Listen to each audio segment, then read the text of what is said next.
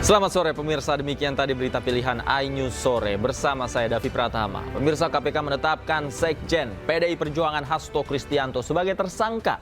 Hasto dijerat dalam perkara dugaan suap bersama Harun Masiku yang masih menjadi buronan.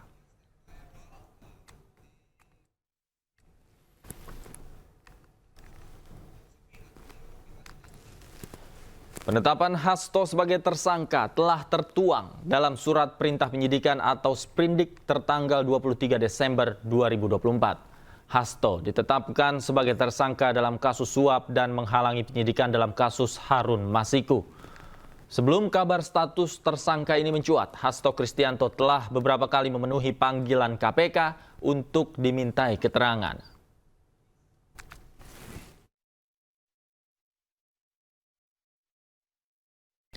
Pemirsa, KPK resmi mengumumkan Sekjen PDI Perjuangan Hasto Kristianto sebagai tersangka. Ia dijerat sebagai tersangka kasus dugaan suap terhadap mantan komisioner KPU Wahyu Setiawan. Keterangan tersebut disampaikan langsung oleh Ketua KPK Setio Budianto di Gedung KPK Jakarta. Kemudian dari proses pengembangan penyidikan ditemukan bukti petunjuk bahwa sebagian uang yang digunakan untuk menyuap berasal dari saudara HK. Bahwa dalam proses perencanaan sampai dengan penyerahan uang tersebut, saudara HK mengatur dan mengendalikan saudara Saiful Bahri dan saudara DPI dalam memberikan suap kepada komisioner KPU Wahyu Setiawan.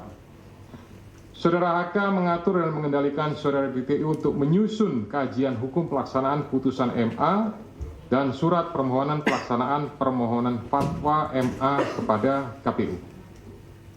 Saudara HK mengatur dan mengendalikan saudara DPI untuk melobi anggota KPU agar dapat menetapkan HM sebagai anggota DPR RI terpilih dari Dapil 1 Sumsel.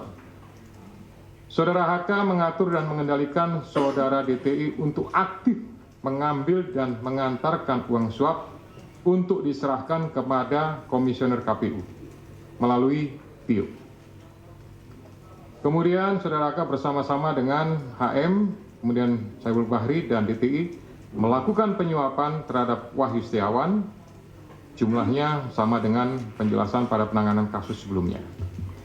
Atas perbuatan saudara HK tersebut, KPK selanjutnya melakukan proses ekspos dan lain-lain dan akhirnya menerbitkan surat perintah penyidikan bernomor sprindik /153/BIK 0.00/01/12/2024 tanggal 23 Desember 2024 dengan uraian penyidikan perkara dugaan tindak pidana korupsi yang dilakukan oleh tersangka HK bersama-sama dengan Harun Masiku dan kawan-kawan berupa pemberian sesuatu hadiah atau janji kepada Wahyu Setiawan selaku anggota Komisi Pemilihan Umum Republik Indonesia periode 2017 sampai dengan 2022 bersama-sama dengan Agustiani Tio F terkait penetapan anggota DPR RI terpilih 2019-2024. Sebagaimana dimaksud pasal 5 ayat 1 huruf A atau pasal 5 ayat 1 huruf B atau pasal 13 Undang-Undang Nomor 31 Tahun 1999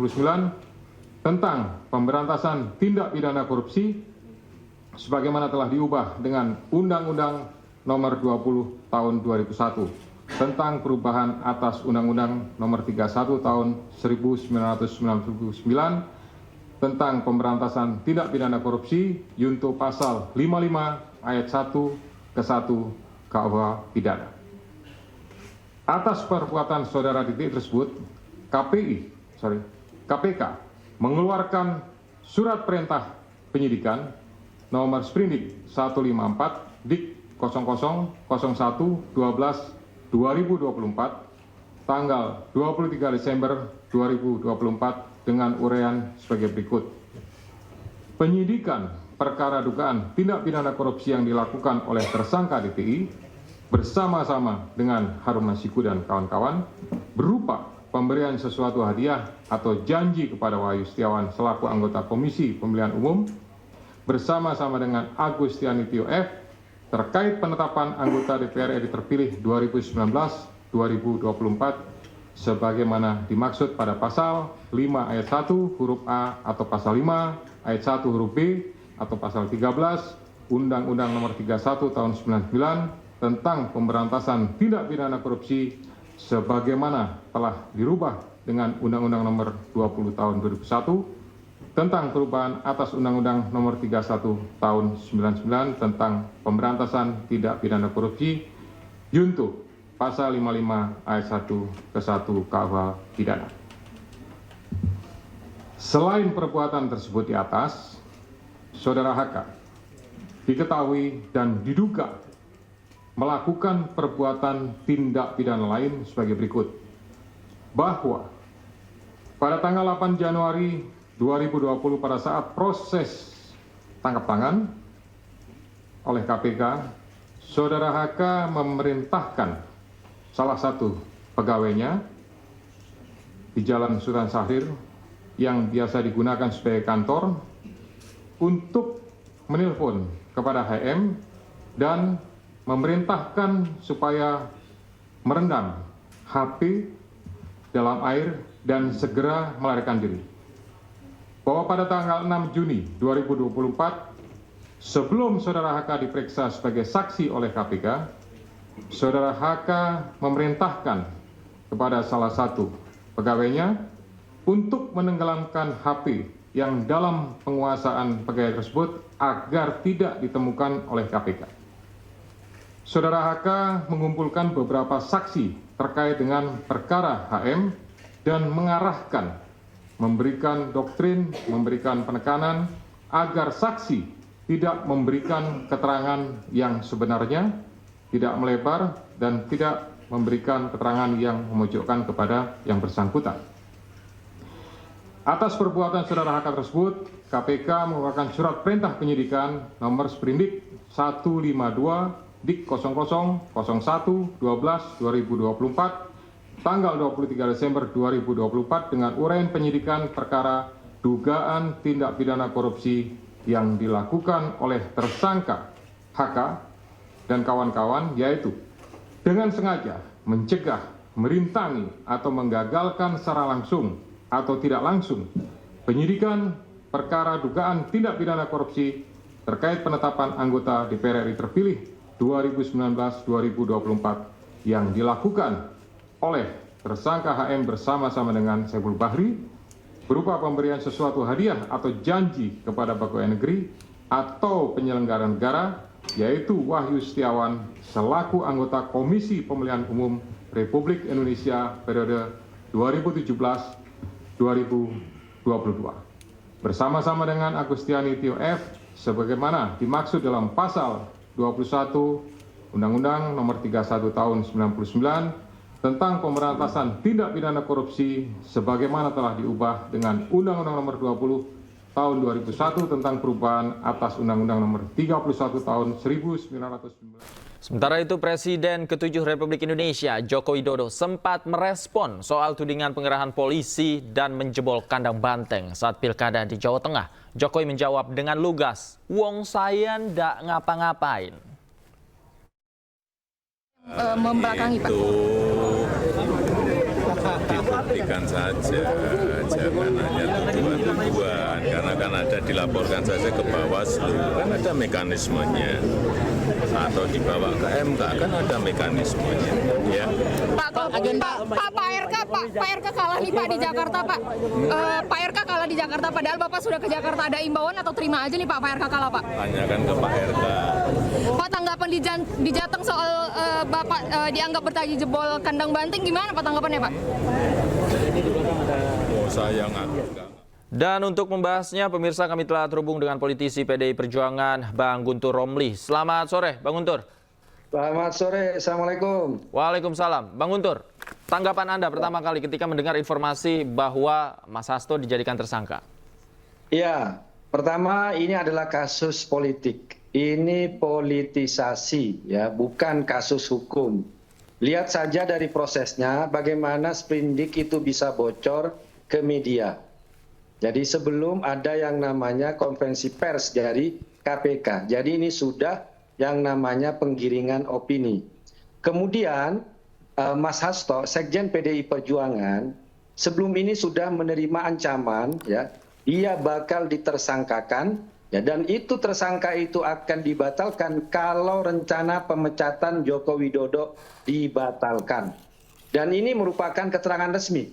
Jadi Mas Hasto sudah merekam, sudah memberikan ini sebagai bukti, kemudian juga siapa yang menyampaikan itu semua yang sudah ada dan juga sudah di hadapan notaris. Jadi ini bukan hoax, bukan rumor. Ini dari Mas Hasto sendiri. Kemudian juga kasus ini kan selama ini juga menjadikan Sekjen PDI Perjuangan sebagai sandera untuk menakut-nakuti, untuk mengancam, untuk membungkam beliau. Kalau kita tilik, kasus ini kan sebenarnya tahun 2020. Ya, kasusnya pengadilan sudah, kemudian juga yang menerima suap sudah masuk penjara bahkan bebas. Yang menjadi persoalan adalah yang diduga memberikan suap itu kan buron sampai sekarang HM. Nah, harusnya KPK itu kan bisa memburu, bisa menghadirkan Harun Masiku. Tapi kok Harun Masiku gagal ditangkap, kok Hasto Kristianto yang dijadikan sebagai tersangka. Nah, ini, dan kalau kita membaca sebenarnya juga tadi, menyimak apa yang disampaikan KPK, semua hal-hal yang disampaikan itu kan tidak ada yang kuat. Berdasarkan misalnya soal keterangan, kemudian bukan berdasarkan bukti material, tapi untuk pokok persoalan, pokok perkaranya nantilah sikap resmi DPP partai akan menyampaikan, termasuk juga pengacara dari Sekjen PDI Perjuangan. Jadi kita melihat misalnya munculnya kasus ini lagi, itu kan sebelum pemilu tahun kemarin. Bagaimana kemudian Mas Hasto dipanggil, kemudian juga kuya-kuya, kemudian tapi Mas Hasto kan tetap menghormati KPK, tetap datang sebagai saksi, bahkan dalam proses tersebut kan ada penyalahgunaan dari penyidik KPK, dan ini yang juga sudah dilaporkan oleh PDI Perjuangan ke Dewan Etik dari KPK. Dan juga kalau kita melihat bagaimana KPK juga tidak profesional menangani perkara. Kemarin baru ada penggeledahan persoalan yang ada di BI, soal katanya kasus dugaan CSR penyalahgunaan, dan katanya sudah ada 2 tersangka, tapi tiba-tiba KPK meralat. Jadi publik tidak percaya sebenarnya sekarang kepada KPK, apalagi kemudian muncul KPK menetapkan tersangka kepada Sekjen PDI Perjuangan berdasarkan kasus yang hampir 5 tahun yang lalu, yang kalau kita lihat proses hukumnya sudah selesai. Jadi kami melihat ini adalah politisasi, ini adalah kasus politik, adalah upaya pembungkaman dan juga untuk menyasar dari partai PDI Perjuangan sendiri. Ibu Mega pada tanggal 12 Desember sudah menyampaikan ada upaya untuk mengaut-aut, mengacak-ngacak partai sebelum Kongres tahun depan. Ini disampaikan juga oleh Ibu Mega bahwa yang kita sekarang lihat, Hasto Kristianto bukan sebagai pribadi, tapi beliau sebagai Sekjen Partai Demokrasi Indonesia Perjuangan, ya, dan tentunya partai akan memberikan sikap yang resmi, memberikan bantuan yang resmi, apalagi latar belakang background kasus ini sangat kuat dengan masalah politik, bukan persoalan hukum. Begitu, Mas. Bang Guntur, tadi Anda katakan bahwa Mas Hasto mendapatkan bukti yang valid terkait ancaman yang datang kepada dirinya. Nah, pertanyaan saya, ini bisa dikonfirmasi, artinya pihak-pihak mana saja yang mengancam Mas Hasto ketika itu? Untuk detail, nanti akan disampaikan oleh Mas Hasto sendiri. Tapi ini sebagai bukti bahwa selama ini ancaman-ancaman itu terus datang. Bahkan sebelum ini, sebulan sebelum ini, di sebuah podcast, Mas Hasto juga ada yang menyampaikan, anak bad news segera akan menjadi tersangka. Jadi kita melihat bahwa kasus ini sudah menjadi mainan politik, mainan penguasa, ya. Apalagi kalau kita melihat bagaimana sikap PDI Perjuangan akhir-akhir ini kan sedemikian kritis. Kasus misalnya PPN 12 ya kan, agar dikaji ulang karena itu memberatkan masyarakat. Ini kan juga viral di medsos, kemudian menjadi kontroversi, ya. PDI Perjuangan hanya menjalankan fungsi sebagai wakil rakyat di parlemen dan menyampaikan apa yang menjadi keprihatinan publik bahwa harusnya PPN itu bisa ditunda, bisa dikaji ulang karena kenaikan 12% itu akan memberatkan masyarakat. Nah, tapi masa dalam demokrasi seperti ini tiba-tiba langsung dibungkam, langsung diserang dengan isu-isu menggunakan KPK sebagai tangan, ya. Ini persoalan di negeri ini, Mas, dan kita sangat menyayangkan ya, sangat menyayangkan mencari-cari kasus. Dan ingatlah, Sekjen PDI Perjuangan itu bukan pejabat publik ya. Dia tidak memiliki jabatan apapun dan tidak mengandalkan hidupnya itu dari yang namanya uang rakyat. Beliau murni sebagai Sekjen PDI Perjuangan, sebagai kader, sebagai pengabdi di partai yang ternyata karena kebijakan dianggap merugikan penguasa, merugikan katakanlah pemerintah, kemudian diserang balik dengan kasus-kasus politisasi hukum yang sebenarnya upaya untuk pembungkaman terhadap beliau. Begitu, Mas. Oke, terakhir, tadi Anda katakan bahwa Ibu Mega juga sempat mengatakan ada upaya-upaya untuk dalam tanda kutip mengobok-obok PDI Perjuangan. Artinya ketika misalnya Mas Hasto sudah ditetapkan sebagai tersangka, kemarin kalau tidak salah, koreksi ya kalau saya salah, Ibu Mega sempat bilang Ibu Mega akan turun langsung begitu ya kepada KPK. Ini tanggapannya seperti apa saat ini? Ya, kita lihat nanti, Mas. Karena kan seperti saya sampaikan tadi, ini bukan persoalan Hasto Kristianto sebagai pribadi, tapi beliau sebagai Sekjen Partai Demokrasi Indonesia Perjuangan, ya, yang memiliki ketum Ibu Megawati Soekarno Putri. Apapun yang beliau sampaikan di publik, kebijakan disampaikan ke publik itu kan adalah kebijakan resmi partai, bukan pernyataan pribadi dari Hasto Kristianto.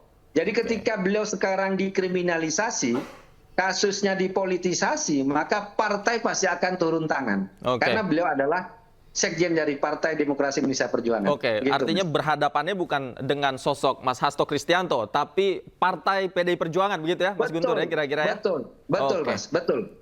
Dengan Sekjen PDI Perjuangan. Begitu, Mas. Baik. Kita tunggu nanti sikap resminya PDI Perjuangan terhadap hal ini seperti apa. Terima kasih, Mas Guntur Romli, sudah bergabung bersama kami. Selamat sore, sehat selalu. Waalaikumsalam.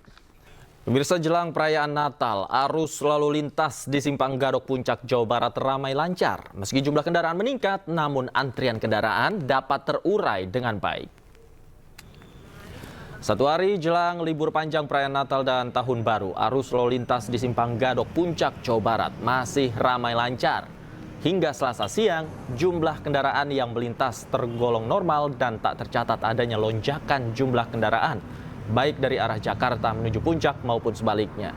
Pihak kepolisian hingga saat ini belum memberlakukan rekayasa lalu lintas melalui sistem one way maupun ganjil genap. Namun jika jumlah kendaraan mulai meningkat signifikan, pemberlakuan rekayasa lalin akan diterapkan secara situasional untuk mengurai kemacetan.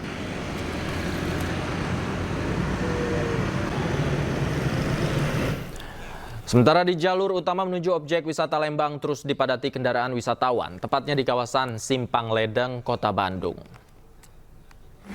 Kepadatan juga terjadi di kawasan Jalan Setiabudi, mayoritas kendaraan didominasi oleh kendaraan wisatawan lokal dan luar Kota Bandung.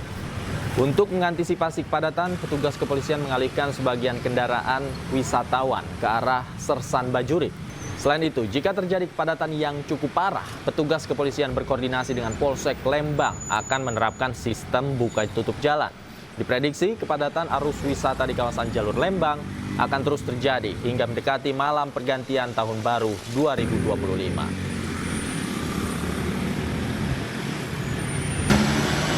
Pemirsa, sebanyak 1.574 posko kesehatan didirikan Kementerian Kesehatan dalam menyambut libur Natal dan Tahun Baru 2024-2025. Ribuan posko tersebut tersebar di sejumlah wilayah di Indonesia, yakni di setiap area tol dan pertigaan jalur arteri. Posko kesehatan yang didirikan Kementerian Kesehatan salah satunya terdapat di rest area kilometer 57, ruas tol Jakarta Cikampek, Karawang, Jawa Barat. Posko pelayanan kesehatan ini buka 24 jam secara gratis untuk para pengendara yang beristirahat di rest area. Di posko ini disediakan pemeriksaan kesehatan, obat-obatan, serta pijat refleksi. Pos-pos tersebut diisi oleh tim pemantau dari daerah dan pemerintah pusat. Di Jawa Barat ya Pak? Terima kasih atas Dan bagaimana pantauan kepadatan lalu lintas libur Natal dan Tahun Baru? Kami telah terhubung dengan rekan kami Hamzah Hasibuan di rest area kilometer 19 Bekasi, Jawa Barat. Selamat sore, Hamzah. Seperti apa situasi arus lalu lintas saat ini di sana? Ya, selamat sore Davi dan juga pemirsa. Saat ini kondisi lalu lintas di Jalan Tol Jakarta Cikampek, tepatnya tempat kami melaporkan kali ini di kilometer 19, terpantau masih ramai lancar. Belum terlihat adanya ketersendatan dari kendaraan yang terjadi dari arah Jakarta menuju Cikampek. Namun kami juga memantau ada sedikit antrian kendaraan dari arah Cikampek menuju Jakarta. Dan kita juga memantau bahwa antrian ini tidak membuat kendaraan berhenti, namun hanya sampai padat merayap seperti itu. Berdasarkan pantauan kami juga kepolisian maupun jasa marga dan petugas terkait belum memberlakukan adanya rekayasa lalu lintas karena sejak siang tadi kami memantau bahwa tidak ada ketersendatan maupun antrian kendaraan yang panjang yang disebabkan oleh volume tingginya kendaraan yang melalui Jalan Tol Jakarta Cikampek ini. Pengendara yang melintas di Jalan Tol Jakarta Cikampek khususnya di kilometer 19 ini nantinya akan melanjutkan perjalanan menuju gerbang tol Kaliurip di mana menghubungkan Jakarta dengan beberapa daerah yang ada di Jawa Barat. Selain itu, ruas lainnya juga bisa dilalui dari Jalan Tol Jakarta Cikampek ini menuju gerbang tol Cikampek yang menghubungkan Jakarta dengan beberapa daerah hingga ke Jawa Timur. Dapat kami sampaikan juga bahwa petugas dari jasa marga maupun kepolisian rencananya akan memberlakukan kontraflow. Namun kontraflow ini juga dilakukan secara situasional menimbang dari tinggi atau rendahnya jumlah dan volume kendaraan yang melintas di Jalan Tol Jakarta Cikampek. Pihak jasa marga ini berencana akan memberlakukan kontraflow di beberapa tanggal, yaitu di tanggal 24, 26, dan 28 Desember 2024, serta rencananya hingga 1 Januari 2025. Kemudian jasa marga di momen Nataru ini juga dapat kami informasikan bahwa memberikan diskon tarif tol bagi para masyarakat yang ingin berlibur maupun mudik yang melalui Jalan Tol Jakarta Cikampek. Diskon tarif tol ini sebesar 10% dan diberlakukan di beberapa tanggal khusus, yaitu di tanggal 19 dan 28 Desember 2024 serta tanggal 3 Januari 2025 mendatang. Diskon tarif tol ini berlaku sejak pukul 5 pagi hingga pukul 5 pagi keesokan harinya. Selain itu dihimbau juga untuk para masyarakat maupun warga yang akan mudik dan berlibur melalui jalur darat khususnya Jalan Tol Cikampek ini diperlukan untuk menjaga kondisi tubuh dan selalu mengecek kendaraan Anda. Sementara itu, David. Baik, terima kasih Hamzah Hasibuan atas laporan Anda. Selamat bertugas kembali.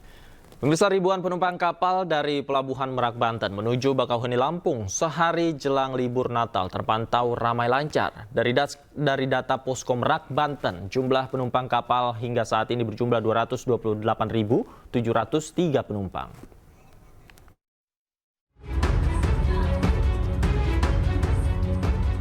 Satu hari jelang libur Natal 2024, ribuan penumpang kapal memadati Pelabuhan Merak, Banten menuju Bakauheni, Lampung. Dari data Posko Merak, Banten, jumlah penumpang kapal hingga saat ini berjumlah 228.703 orang. Adapun total penumpang yang menyeberang dari Jawa ke Sumatera mencapai 36.103 orang atau turun 42% dibandingkan dengan periode yang sama tahun lalu sebanyak 61.965 orang. Tercatat kendaraan roda 2 yang telah menyeberang mencapai 938 unit atau turun 71% dibandingkan tahun lalu yang mencapai 3.232 kendaraan. Total 7.792 kendaraan telah menyeberang dari Pulau Jawa ke Pulau Sumatera. Nggak seberapa macet sih, lumayan lancar, nggak kayak tahun sebelumnya. Oh, tahun sebelumnya kenapa? Lumayan macet, karena kan gelombangnya besar tahun lalu kan. Jadi macetnya sampai luar. Jadi agak susah. Kalau sekarang sih Om? Kalau sekarang sih nggak seberapa macet sih, nggak kayak tahun lalu. Pelabuhan Merak terus mengantisipasi kepadatan penumpang saat puncak arus mudik Natal ataupun karena terkendala cuaca. Sementara total kendaraan yang telah menyeberang dari Pelabuhan Merak, Banten tercatat 54.177 kendaraan atau turun 14% dibandingkan periode yang sama di tahun lalu. Dari Cilegon, Banten, Iskandar Nasution, iNews melaporkan. Pemirsa, Kapolri Jenderal Listio Sigit Prabowo meninjau kesiapan Pelabuhan Merak, Banten. Peninjauan tersebut dalam rangka memastikan pelayanan terbaik untuk masyarakat di masa libur Natal dan Tahun Baru 2025. Jenderal Listio Sigit Prabowo meninjau Terminal Eksekutif Pelabuhan Merak, Banten, Selasa siang. Kunjungan Kapolri ke Merak ini untuk memastikan keamanan dan kenyamanan masyarakat selama libur Natal dan Tahun Baru 2025. Dalam kunjungannya bersama Menko PMK dan para pejabat lainnya, Kapolri menyampaikan standar pelayanan dan pengamanan tahun ini semakin baik. Namun jumlah penumpang yang melakukan penyeberangan sampai saat ini masih lebih rendah dibandingkan dengan tahun lalu. Selain itu, sistem pelayanan harus terus disiapkan dan evaluasi terus dilakukan untuk memastikan pelayanan terbaik yang diberikan kepada masyarakat.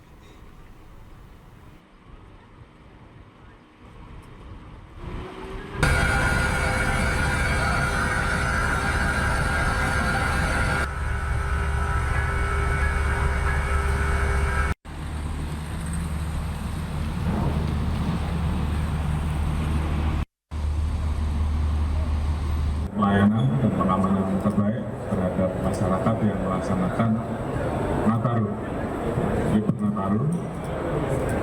Tadi kita sudah cek langsung melaksanakan Zoom meeting dengan beberapa wilayah dan memastikan bahwa standar pelayanan dan standar pengamanan saya lihat juga semakin baik. Walaupun tadi dilaporkan bahwa jumlah masyarakat yang menyeberang saat ini apabila dibandingkan dengan tahun 2023 sampai hari ini masih lebih banyak pada saat tahun 2023. Namun demikian kita lihat dari sistem pelayanannya, sistem pengamanannya mulai dari situasi normal, kuning dan merah semuanya tetap disiapkan. Selamat menunaikan ibadah sholat maghrib untuk Anda yang berada di wilayah Jakarta dan sekitarnya. Pemirsa, sekarang saat ini kami ajak Anda untuk menyaksikan pantauan arus lalu lintas di masa liburan Natal dan Tahun Baru dari beberapa titik. Yang pertama ada dari Pospol Taman Safari Puncak Bogor, Jawa Barat. Kita saksikan bersama arus lalu lintas di sana masih terpantau ramai lancar, tidak ada kepadatan di kedua jalurnya dari arah Jakarta menuju ke Puncak maupun dari arah Puncak menuju ke Jakarta. Berikutnya kita lihat situasi arus lalu lintas di pos lalu lintas Ledeng, Bandung, Jawa Barat. Di sebelah kanan atas layar kaca Anda, pemirsa, tampak ada kepadatan khususnya di persimpangan atau di pertigaan. Kita saksikan bersama antrian kendaraan terjadi di sana.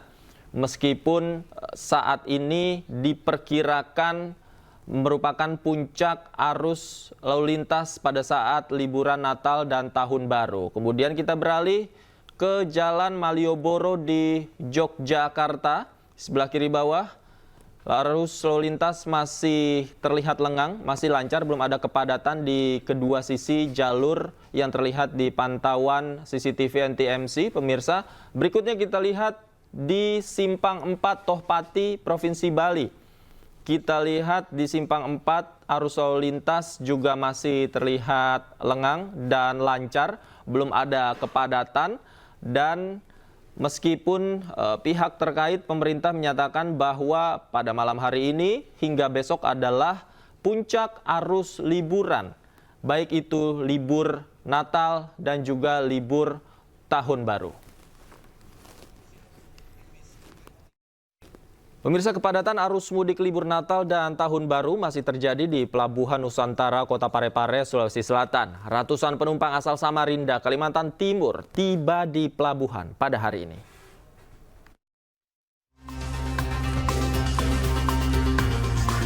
Jelang libur panjang perayaan Natal dan Tahun Baru, penumpang kapal memadati dermaga Pelabuhan Nusantara Kota Parepare, Sulawesi Selatan, Selasa siang. Sebanyak 972 penumpang kapal asal Samarinda, Kalimantan Timur tiba di Pelabuhan Nusantara Kota Parepare dengan menggunakan KM Queen Soya. Sebagian dari penumpang kapal merupakan perantau yang bekerja di Kalimantan dan akan berlibur untuk merayakan Natal dan Tahun Baru ke sejumlah daerah di Sulawesi Selatan pada libur panjang kali ini. Sejumlah personil kepolisian pun disiagakan di pintu keluar dermaga untuk memeriksa satu persatu bawaan penumpang. Hal ini untuk mengantisipasi adanya barang berbahaya yang dibawa penumpang dari luar kota. Saya dari Samarinda mau ke Toraja. Mau ke Toraja ya. Pak, kondisi di kapal tadi Pak? Ya lumayan aman. Kalau ombak Pak gimana? Enggak ada. Ada sih cuman dikit aja. Dikit aja ya? Dikit aja. Pak, untuk keramaian penumpang di atas kapal Pak gimana? Untuk keramaian tidak terlalu padat. Tidak terlalu padat ya, jadi aman.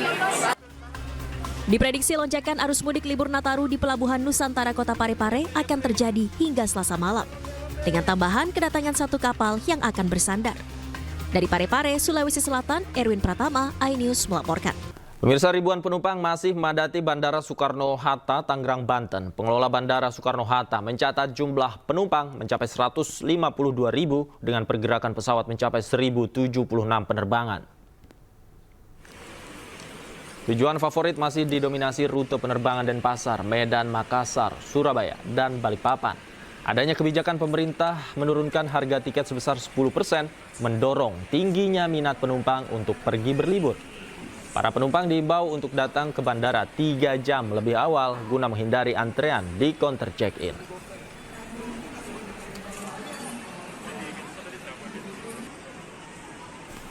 Sementara itu, Ditlantas Polda Jawa Timur telah menggelar olah tempat kejadian perkara di Jalan Tol Surabaya-Malang, Kecamatan Lawang, Kabupaten Malang, terkait kecelakaan yang menyebabkan 4 orang tewas. Namun polisi belum menetapkan tersangka karena masih dalam proses penyelidikan.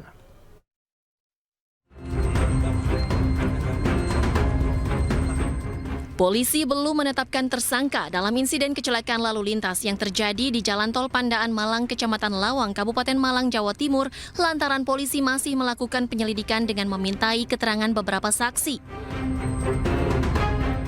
Usai melakukan olah TKP bersama Ditlantas Polda Jawa Timur, Kapolres Malang AKBP Putu Holis Ariana mengatakan setelah bukti lengkap, polisi akan gelar perkara untuk menetapkan pelaku. Selain melakukan olah TKP dan memintai keterangan saksi, Ditlantas Polda Jawa Timur juga meminta bantuan kepada Dinas Perhubungan setempat untuk memeriksa kendaraan truk secara komprehensif yang terlibat dalam kecelakaan. Ada 52 korban, 48 luka-luka, kemudian 4 meninggal dunia. 4 meninggal dunia seluruhnya ada di Rumah Sakit Saiful Anwar, Kota Malang. Siapa terduga pelaku masih menunggu proses penyelidikan. Nanti kami setelah lengkap bukti dan keterangan-keterangan, kita lakukan gelar perkara untuk menetapkan siapa pelakunya dan pasal apa yang dikenakan. Mohon waktu. Sebelumnya, rekaman CCTV detik-detik truk boxwing bermuatan pakan mundur sebelum terjadi tabrakan dengan bus pelajar di Tol Lawang Malang, Jawa Timur. Kerasnya hantaman membuat bus ringsek dan mengakibatkan 4 orang meninggal dunia serta sejumlah penumpang dan awak bus mengalami luka-luka. Dari Malang, Jawa Timur, Saif Hajarani, iNews melaporkan. Sementara itu, sebanyak 8 korban luka saat ini masih dirawat di Rumah Sakit Saiful Anwar, Kota Malang, Jawa Timur. Sebagian besar korban menderita cedera di kepala atau pendarahan di otak akibat benturan.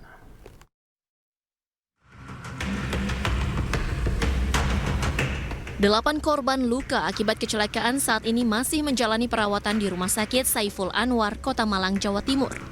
4 diantaranya masih dirawat intensif di ICU dengan 1 pasien dalam kondisi tidak sadar atau kritis karena mengalami pendarahan di otak dan luka di kaki serta terdapat cairan di jantung. Ini yang kami rawat ada 8. 4 dari pasien ini dirawat saat ini di ICU.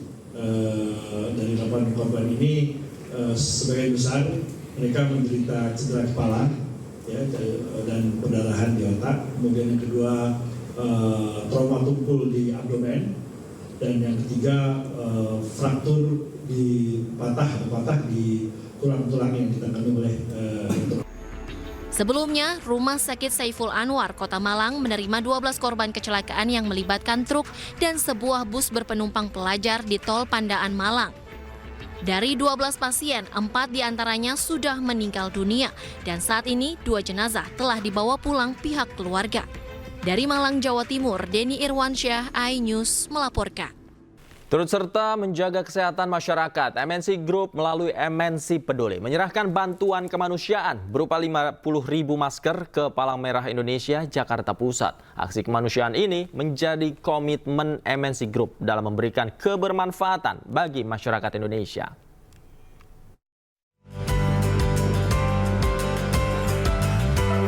MNC Group melalui MNC Peduli kembali hadir memberikan perhatian dengan menyerahkan bantuan kemanusiaan berupa 50.000 masker kepada Palang Merah Indonesia, Jakarta Pusat. Bantuan yang diserahkan langsung oleh Head of CSR MNC Group ini akan diberikan kepada masyarakat yang membutuhkan, seperti para penyintas kesehatan serta korban kebakaran. Selain bantuan kemanusiaan, kerjasama antara MNC Peduli dan PMI yang sudah terjalin lama ini juga terdapat beragam kegiatan seperti pelatihan penanggulangan bencana hingga penyelenggaraan donor darah. Ya, semoga dengan semakin eratnya hubungan antara MNC Group melalui MNC Peduli bersama PMI, khususnya PMI Jakarta Pusat, bisa memberikan kontribusi kepada masyarakat yang membutuhkan. Menjadi komitmen MNC Peduli untuk terus memberikan manfaat dan dampak positif bagi masyarakat yang membutuhkan bersama berbagai pihak, salah satunya PMI. MNC itu sudah sangat banyak membantu mensupport PMI dalam rangka membantu masyarakat.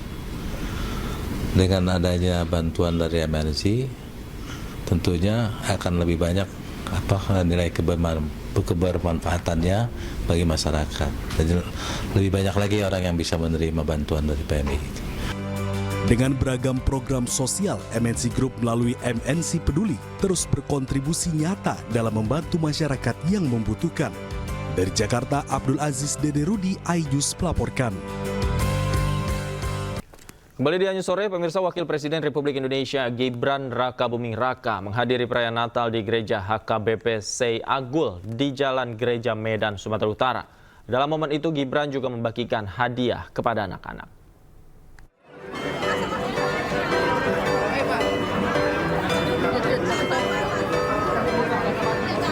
Wakil Presiden Gibran Rakabuming Raka menghadiri perayaan Natal di Gereja HKBP Sei Agul di Jalan Gereja Medan, Sumatera Utara.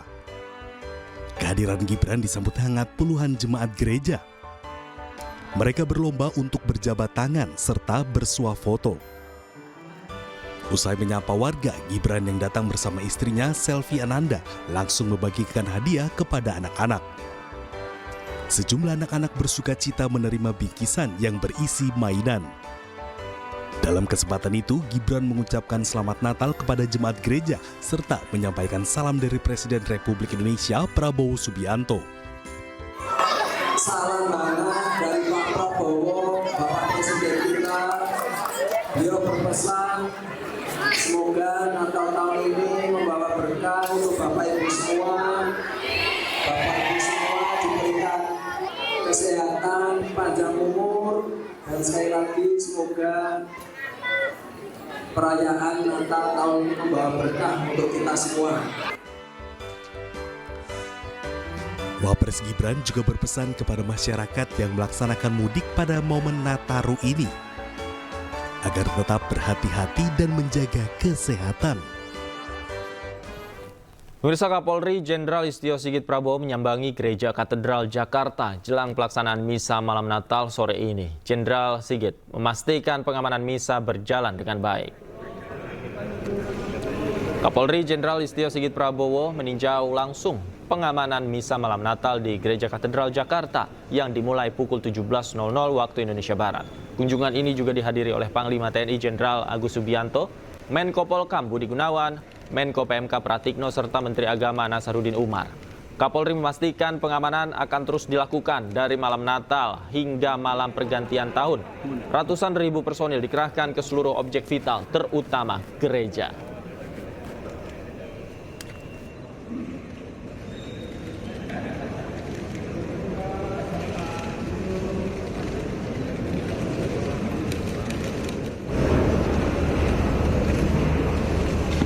Mengamankan seluruh rangkaian kegiatan Nataru baik hari ini dan juga kegiatan-kegiatan ibadah selanjutnya. Tentunya kami bekerjasama TNI, organisasi masyarakat dan stakeholder lain bersinergi untuk menjaga, mengawal, dan mengamankan agar ibadah Natal yang kita laksanakan semuanya bisa berjalan dengan aman. Kita ke informasi lain, pemirsa. KPK menetapkan Sekjen PDI Perjuangan Hasto Kristianto sebagai tersangka. Hasto dijerat dalam perkara dugaan suap bersama Harun Masiku yang masih menjadi buronan. Penetapan Hasto sebagai tersangka telah tertuang dalam surat perintah penyidikan atau sprindik tertanggal 23 Desember 2024. Hasto ditetapkan sebagai tersangka dalam kasus suap dan menghalangi penyidikan dalam kasus Harun Masiku. Sebelum kabar status tersangka ini mencuat, Hasto Kristianto telah beberapa kali memenuhi panggilan KPK untuk dimintai keterangan.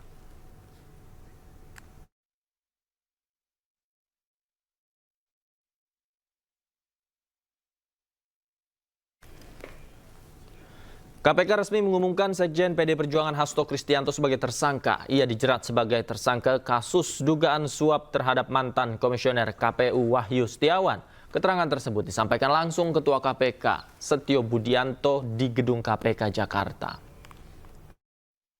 Kemudian dari proses pengembangan penyidikan ditemukan bukti petunjuk bahwa sebagian uang yang digunakan untuk menyuap berasal dari saudara HK. Bahwa dalam proses perencanaan sampai dengan penyerahan uang tersebut, saudara HK mengatur dan mengendalikan saudara Saiful Bahri dan saudara DPI dalam memberikan suap kepada Komisioner KPU Wahyu Setiawan. Saudara HK mengatur dan mengendalikan saudara DPI untuk menyusun kajian hukum pelaksanaan putusan MA dan surat permohonan pelaksanaan permohonan fatwa MA kepada KPU. Saudara HK mengatur dan mengendalikan saudara DPI untuk melobi anggota KPU agar dapat menetapkan HM sebagai anggota DPR RI terpilih dari Dapil 1 Sumsel. Saudara HK mengatur dan mengendalikan saudara DPI untuk aktif mengambil dan mengantarkan uang suap untuk diserahkan kepada Komisioner KPU melalui TIO. Kemudian saudara HK bersama-sama dengan HM, kemudian Saiful Bahri dan DPI melakukan penyuapan terhadap Wahyu Setiawan. Jumlahnya sama dengan penjelasan pada penanganan kasus sebelumnya. Atas perbuatan saudara HK tersebut, KPK selanjutnya melakukan proses ekspos dan lain-lain dan akhirnya menerbitkan surat perintah penyidikan bernomor sprindik _153 _BIK 0.00 01 12/2024 tanggal 23 Desember 2024 dengan uraian penyidikan perkara dugaan tindak pidana korupsi yang dilakukan oleh tersangka HK bersama-sama dengan Harun Masiku dan kawan-kawan berupa pemberian sesuatu hadiah atau janji kepada Wahyu Setiawan selaku anggota Komisi Pemilihan Umum Republik Indonesia periode 2017 sampai dengan 2022 bersama-sama dengan Agustiani Tio F terkait penetapan anggota DPR RI terpilih 2019-2024. Sebagaimana dimaksud pasal 5 ayat 1 huruf A atau pasal 5 ayat 1 huruf B atau pasal 13 Undang-Undang Nomor 31 Tahun 1999 tentang pemberantasan tindak pidana korupsi sebagaimana telah diubah dengan Undang-Undang Nomor 20 Tahun 2001 tentang perubahan atas Undang-Undang Nomor 31 Tahun 1999 tentang pemberantasan tindak pidana korupsi junto pasal 55 ayat 1 ke 1 KUH pidana. Atas perbuatan saudara DPI tersebut, KPK mengeluarkan surat perintah penyidikan nomor sprindik 154 DIK 0001/12/2024 tanggal 23 Desember 2024 dengan uraian sebagai berikut. Penyidikan perkara dugaan tindak pidana korupsi yang dilakukan oleh tersangka DPI bersama-sama dengan Harun Masiku dan kawan-kawan berupa pemberian sesuatu hadiah atau janji kepada Wahyu Setiawan selaku anggota Komisi Pemilihan Umum bersama-sama dengan Agustiani Tio F terkait penetapan anggota DPR RI terpilih 2019-2024 sebagaimana dimaksud pada pasal 5 ayat 1 huruf A atau pasal 5 ayat 1 huruf B atau pasal 13 Undang-Undang Nomor 31 Tahun 99 tentang pemberantasan tindak pidana korupsi sebagaimana telah dirubah dengan Undang-Undang Nomor 20 Tahun 2001 tentang perubahan atas Undang-Undang Nomor 31 Tahun 99 tentang pemberantasan tindak pidana korupsi junto pasal 55 ayat 1 ke 1 KUH pidana.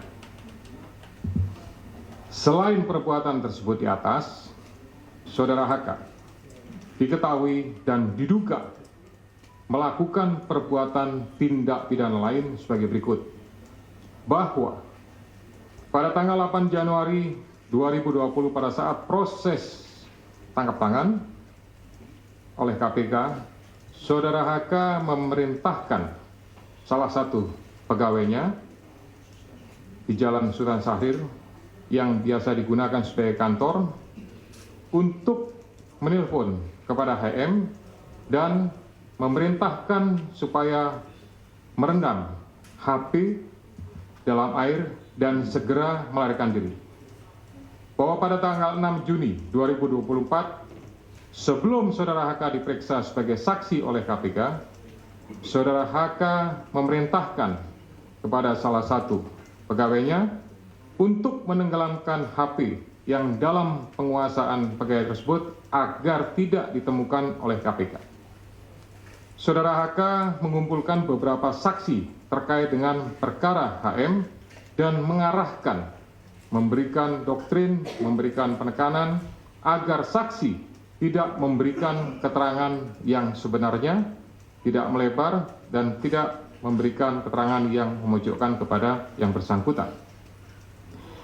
Atas perbuatan Saudara HK tersebut, KPK mengeluarkan surat perintah penyidikan nomor Sprindik 152 Dik 0001/12/2024 tanggal 23 Desember 2024 dengan uraian penyidikan perkara dugaan tindak pidana korupsi yang dilakukan oleh tersangka HK dan kawan-kawan, yaitu dengan sengaja mencegah, merintangi atau menggagalkan secara langsung atau tidak langsung penyidikan perkara dugaan tindak pidana korupsi terkait penetapan anggota DPR RI terpilih 2019-2024 yang dilakukan oleh tersangka HM bersama-sama dengan Saiful Bahri berupa pemberian sesuatu hadiah atau janji kepada pegawai negeri atau penyelenggara negara, yaitu Wahyu Setiawan selaku anggota Komisi Pemilihan Umum Republik Indonesia periode 2017-2022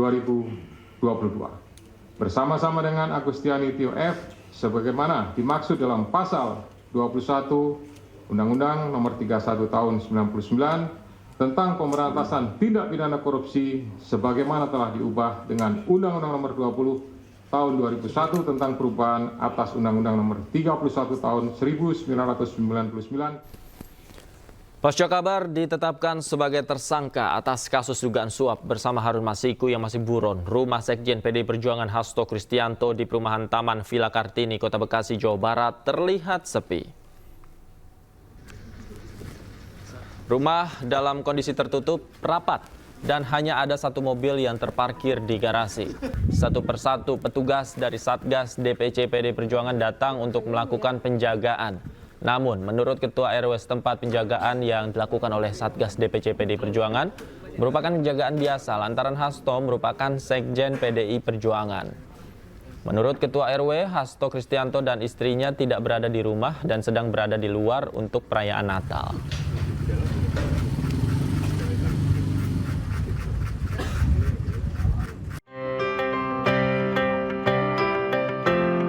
PT Pertamina bersama dengan Kementerian Agraria dan Tata Ruang Badan Pertanahan Nasional berkolaborasi dalam mewujudkan pembangunan infrastruktur dan percepatan swasembada energi nasional. Keduanya menggelar acara penandatanganan nota kesepahaman penyerahan sertifikat tanah untuk jalur pipa Boyolali Pengapon yang menjadi salah satu jalur vital distribusi energi, terutama untuk wilayah Jawa Tengah. Dalam acara ini, Menteri ATR BPN Nusron Wahid menyampaikan apresiasinya terhadap kolaborasi antara Kementerian ATR BPN dan PT Pertamina yang mendukung proyek strategis nasional dan infrastruktur Pertamina. Ia juga menyatakan akan berupaya memberikan layanan pertanahan yang cepat dan efisien, termasuk proses kesesuaian kegiatan pemanfaatan ruang. 92 anak usaha dan cucu usahanya PT Pertamina yang akan mengajukan izin untuk kepentingan bisnisnya selama tahun 2025. Banyak sekali nih, dan itu juga challenging bagi kami juga untuk melakukan pelayanan dengan cepat, karena pelayanan izin di tempat kami itu izin pembuka. Kalau di tempat kami tidak segera kami kasih izin, maka izin lingkungan, izin yang lain itu buntu. Sinergi erat yang dibangun oleh PT Pertamina dan Kementerian ATR BPN guna memastikan tata kelola pertanahan yang baik serta adanya kepastian hukum terhadap aset strategis untuk menunjang distribusi bahan bakar minyak di wilayah Jawa Tengah. Dari Jakarta, Muharlin Diastriawan, iNews melaporkan. Polisi memastikan bayi berjenis kelamin laki-laki yang diduga tertukar di Rumah Sakit Islam Jakarta Cempaka Putih tidak terbukti. Kepastian itu diperoleh setelah dilakukan tes DNA oleh Pusdokes Polri. Dan pemirsa, informasi yang akan hadir ini sekaligus menutup kebersamaan kita di iNews sore malam hari ini. Cuplikan tayangan berita iNews dapat Anda saksikan di kanal YouTube @official iNews. Dan jangan lupa saksikan Rakyat Bersuara sesaat lagi bersama Aiman Wicaksono. Saya Davi Pratama pamit undur diri. Terima kasih. Selamat malam dan sampai jumpa.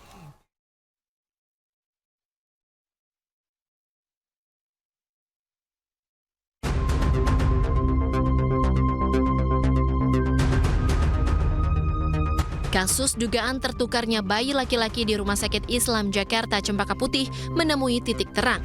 Pihak Polres Metro Jakarta Pusat memastikan bayi tersebut merupakan anak dari pasangan Muhammad Rauf dan Feni Selvianti. Kepastian itu diperoleh setelah dilakukan tes DNA oleh Pusdokes Polri. Berdasarkan hasil analisis seluruh profil DNA dari sampel barang bukti tabel 1, maka telah dapat dibuktikan secara ilmiah bahwa secara genetik Mr. X adalah anak biologis Muhammad Rauf dan Feni Selvianti. Meski hasil tes DNA sudah diumumkan, orang tua bayi menegaskan masih belum puas. Karena hingga kini pihaknya belum menerima rekam medis dan rekaman CCTV yang terpasang di rumah sakit. Kendati demikian, orang tua bayi belum memutuskan langkah hukum selanjutnya yang akan ditempuh. Untuk keterangan dari Pak Jack tidak sesuai, Pak. Waktu bayi saya ajankan itu kan bayi dibawa buru-buru, Pak. Saya waktu itu minta izin foto tapi tidak diberikan waktu itu. Tapi saya setelah bayi mau keluar, saya diam-diam untuk foto bayi saya, video gitu, Pak. Tapi setelah itu saya anak di bawah ruang itu saya tidak boleh masuk ke dalam. Dan waktu disuruh ngambil berkas pun saya tidak dikasih tahu itu kalau itu ada gelangnya, Pak. Cuma untuk katanya administrasi doang, nggak diberitahu untuk itu ada gelangnya segala macam.